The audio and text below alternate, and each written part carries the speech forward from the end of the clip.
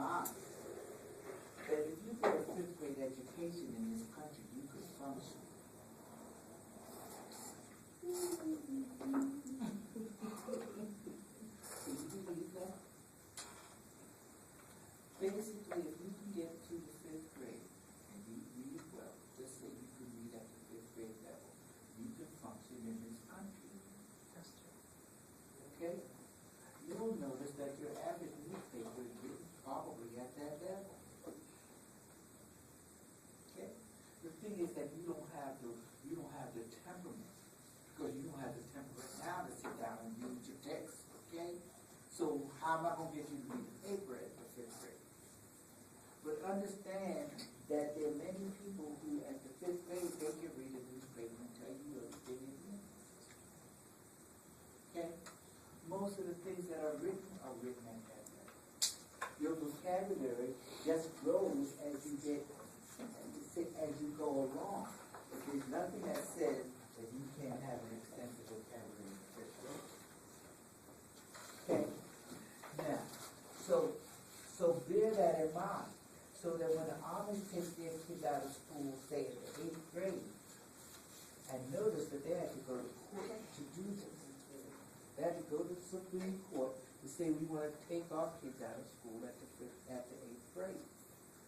Because by that time, what starts happening is that you start, how can I say it? Your hormones start hopping.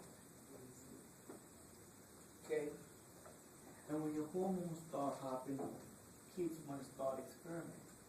And kids start getting rebellious. Okay? Because you know that at this point, when your kid is 5 in the 5th grade, he thinks he knows more than you know anyway.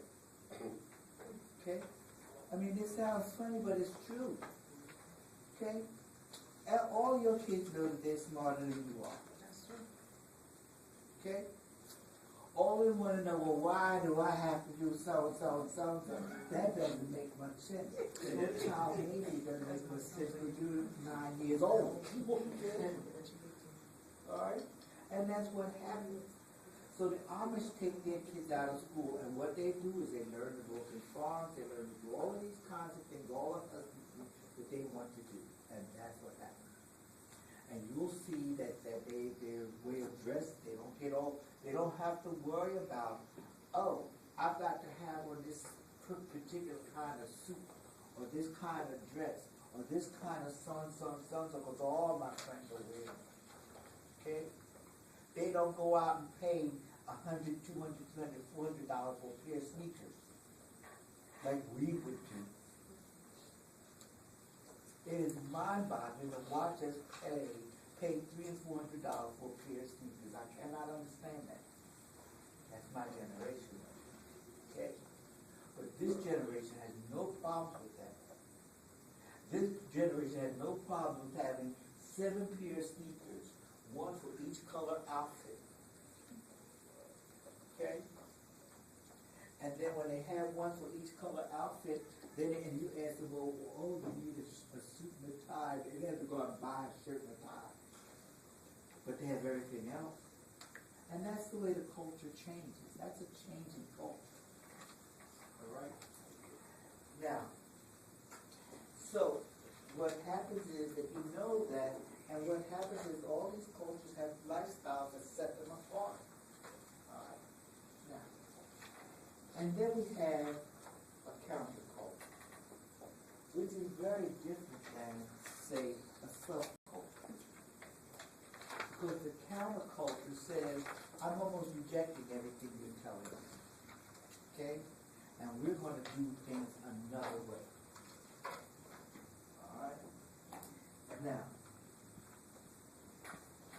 Now, what happens is, they might decide that they're going to do things in a totally different way. And we've seen this inside of this culture. Okay? And remember that even when you look at things like Protestantism, you go way back. Remember, that's a counterculture. Okay? Remember that when we first started talking about Christianity way back, that's a counterculture. Remember, the Christians were a very distinct minority. Okay? Going against the majority. Notice that when you started talking about monotheism, okay, that's a counterculture. Because at that time, everybody thought of polytheism. Most cultures have many, many gods. The Christians say, no, there's one primary God. This is God. Done deal. They were counterculture. Okay? So understand that these things happen. See, the ironic thing is to see it and say, yes, it really was. Because we would never think of it that way. Because our ideology tells us that this is the way things have always been. Our ideology tells us that this is the way things have always been. While we seem to be debating whether there's one or two gods, we know that there's only one God. And how do we know it? Because the Bible tells us this. Okay? Now, we haven't worked out where the Bible came from and who wrote the Bible or who did those things yet, but that's our ideology. And when somebody tampers with that and tells us, no, this is not the way things are, then we have problems. Because remember, the ideology sort of straightens out everything for us. It helps us to understand everything. Okay? Remember, we didn't understand why some people are poor and why some people aren't poor. Because our ideology will help us understand that. We might say, well, some people are poor because they didn't work hard. That fits into our ideology. Okay? Some people just don't try. They give up. That fits into our ideology. We've got 47% of the people who believe that they're just supposed to take off the land. That fits our ideology. So you would think that's insulting. But you know why that's insulting? Because it doesn't meet the standard of our ideal culture. Sense opinion. Okay? You make a statement like 47% of the people don't pay taxes and they want to live off the land. They don't contribute anything to the country. Now, believe it or not, half of us believe that. Now, we don't know he's talking about us, but we believe it. Because we all know somebody who's cheating on welfare, who's cheating on Section 8, who's cheating on so-and-so, and who's cheating. We all know that. And we think that's the 47%. Now, the problem is that it becomes insulting because our ideal culture does not permit us to say something like that. If Aiken, and I don't want to be political, I just want you to think about these things, okay? If Aiken says that women have these mechanisms that they can ward off things like rape, and what's so bad about rape? Okay? I mean, what's bad about rape? So she got raped. Get over it. Okay? Now, you know why that's insulting? Yes, ma'am. I'm sorry to interrupt you. This has nothing to do with what you were saying, but I wasn't here on Thursday. I wanted to know if I will be able to see my test, to see what I got on my test. If I had it. Okay, so just you got it. I don't want it. Okay? Now, what happens is that bear in mind that statement hurts because it runs counter to what we say ideally. Okay, our ideal culture doesn't permit that statement. Now, the reality of it is that man still might win in his election. You know why? Because a lot of people agree with him. Okay? So notice that a lot of the furor comes up because it attacks what we ideally, we say this is part of the ideal culture, and he's exposing it. But then when you come down to the real culture, many, many people agree with him. That's why he could make the statement. Okay? Do you understand me? I know this it's hard, okay, because it's sort of insulting to feel that. But many people agree with that. Most men have not reached the point where they believe that women are equal. Ideally, that's what men say.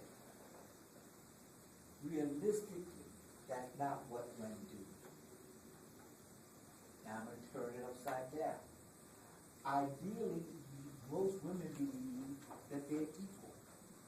But realistically, they don't. Nobody can jump on that? The average woman does not believe that she is equal to a man. You have not been conditioned to believe that yet. Your mother has not conditioned you to believe it. And your mother doesn't exude it. Your mother teaches you to be subservient. Because she's subservient. Okay? Your daddy comes home and he beats the hell out of your mother, and your mother got all these laws on her, but what did she do? Now, did she take the easy law out of her business? And say, he loves me at certain times. Okay? And the man still comes home thinking with all those laws on the books that he can do that. You still go home and if there's no clean clothes in the house, who gets the blame for there not being any clean underwear? You think I take that rap? Not me. Why would I take the rap? And I can put it off on you. I'm the one that dirtied up all the clothes.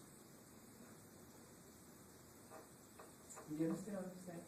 Now, all I'm saying is that these are the things that happen. This is everyday life. And so all the lip service that you give about all this equality and everything, it happens when you believe it. Okay? My grandson, Day, is still caught up. Okay? He wants his kid who he puts in the baseball. And I try to explain to him, hey, his son being a good baseball player is probably as long as our hitting the Irish sweepstakes. Okay? That's the odds he has to go against. But he gets on the field, and he wants his son to be so good. Yes, this done, yes, that done. He can't make any mistakes. He can't do this. He can't do that. Well, I try to think that's the way we need to do it. Okay, I'm ahead of him in the country. Okay, because Arthur Ashe said that you will know. And I think with all that the African American is made when he has the right to be average. Because we still think we have to be superhuman in order to make it. We can't allow ourselves to just be an average person. Because the society has to point us out that, oh, this person made it despite all of these handicaps. Now, if this person could overcome those 5,000 handicaps, so can you. And if this woman can make it in this society with all the handicaps that women go about, look at that. She is the secretary of so-and-so. She's running this corporation. She's doing so-and-so and so. Yes, that's wonderful. If you look at Sports Center, and you see how many women they have on Sports Center, you'd be shocked. You think that women are not equally spread out in that corporation. It ain't so, folks. If you look at the evening news, you will notice that there's nobody, but they have 3 broadcasters up there, newscasters that they call it today. I bet you that one of them is a female. There's no way in the world they're going to put up all men. And they might even put up all women before they put up all men.